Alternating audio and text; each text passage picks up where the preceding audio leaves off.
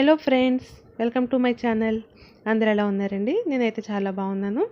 ఇంతకుముందు వీడియోలో మనం జిగ్జాగ్ స్టిచ్ టైప్ 1 తెలుసుకున్నాం అనమాట. అదేంటంటే స్మాల్ జిగ్జాగ్ స్టిచ్, అంటే ఒక చైన్ స్టిచ్ చేసి దానిపైన జిగ్జాగ్ చేస్తాం. ఇది వచ్చేసి టైప్ 2 అనమాట.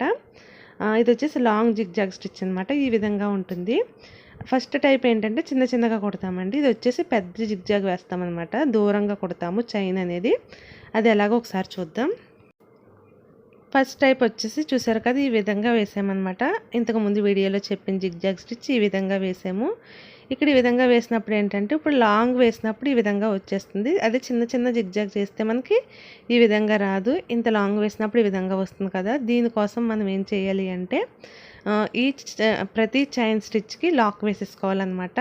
అది ఎలాగో చూద్దాం. మనం నార్మల్గా ఆరీ వర్క్లో ఏంటంటే చిన్న లాక్ అంటే ఆ చైన్ అనేది కదలకుండా ఉండడానికి ఒక చిన్న లాక్లా వేస్తాం. అది ఎలా వేయాలి అంటే ఒక లాంగ్ చైన్ వేసుకున్నాక పక్కన చిన్న షార్ట్ చైన్ వేసుకోవాలండి. చిన్నగా వేసుకోవాలన్నమాట. అంటే అది కనిపించినట్టుగా చిన్నగా పక్కన వేసుకోవాలి.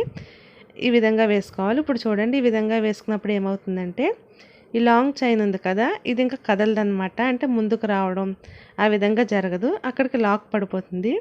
ఈ లాక్ వేయడం అనేది మనకి ఈ స్టిచ్లోనే కాదండి, మ్యాక్సిమం చాలా స్టిచ్లో మనం యూస్ చేస్తాము. ఒక లాంగ్ చైన్ వేసి పక్కన చిన్న షార్ట్ చైన్ వేస్తే మనకి ఆ లాంగ్ చైన్ అనేది లాక్ పడుతుంది అనమాట. ఇంకా అది ఫిక్స్డ్గా ఉంటుంది, కదలకుండా ఉంటుంది. దీన్నే లాక్ వేయడం అంటారు. చూసారు కదా, చిన్న చైన్ అనేది మనకు కనిపించకుండా చిన్నగా వేసుకోవాలి. చూసారు కదా, ఇది ఎలా ఉందో అలా ఉంటుందన్నమాట. ఇంకా ఇది కదలకుండా ఉంటుంది. చాలా స్టిచ్చెస్లో మనం ఇది యూస్ చేస్తామండి.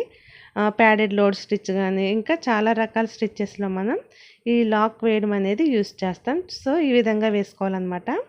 ఫస్ట్ జిగ్జాగ్ స్టిచ్ ఒక లాంగ్ చైన్ వేసుకోవాలి. పక్కన చిన్న షార్ట్ చైన్ వేసుకుని లాక్ చేసుకుంటూ ఈ విధంగా కుట్టుకోవాలి.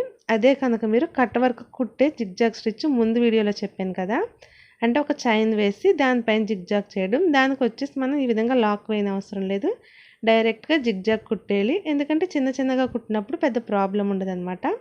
ఈ విధంగా కొంచెం పెద్దగా జిగ్జాగ్ కుట్టుకున్నప్పుడు మాత్రం ఈ విధంగా లాక్ వేసుకోవాలి. సో ఇదన్నమాట జిగ్జాగ్ స్టిచ్. ఇది కూడా మనం కావాల్సినప్పుడు యూస్ చేసుకోవచ్చండి. ఈ స్టిచ్ కూడా బాగానే ఉంటుంది. ఇది సింగిల్ కలర్ లేదా మల్టిపుల్ కలర్స్తో కూడా మనం స్టిచ్ చేసుకోవచ్చు. ఇప్పుడు చూడండి, మనం ఇందులోనే కొంచెం అంటే 2 కలర్స్ యూస్ చేసి కొంచెం డిఫరెంట్గా కూడా స్టిచ్ చేయొచ్చు అనమాట. అది ఎలా అంటే ఇప్పుడు ఒక వేలో స్టిచ్ చేసాం కదా, ఇప్పుడు సెకండ్ డైరెక్షన్లో కూడా స్టిచ్ చేయడం అనమాట. 2 కలర్స్తో స్టిచ్ చేసుకోవచ్చు లేదా సింగిల్ కలర్తో కూడా స్టిచ్ చేసుకోవచ్చు. ఒకసారి ఫస్ట్ ముందు కుట్టినట్టుగానే ఈ విధంగా ఒక లాంగ్ చైన్ వేసుకోవాలి. పక్కన చిన్న షార్ట్ చైన్ వేసుకుని లాక్ వేసుకోవాలి. నెక్స్ట్ సేమ్ ఆపోజిట్లో జిగ్జాగ్ లాగా ఒక లాంగ్ చైన్ వేసుకోవాలి. పక్కన చిన్న షార్ట్ చైన్ వేసుకుని లాక్ చేసుకోవాలి.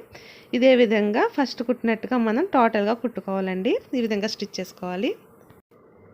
ఈ విధంగా ఒక డైరెక్షన్ మొత్తం స్టిచ్ చేసేసాక నెక్స్ట్ దీనికి ఆపోజిట్లో అనమాట సేమ్ ఆపోజిట్లో ఇంకొక జిగ్జాగ్ స్టిచ్ చేసుకోవాలి.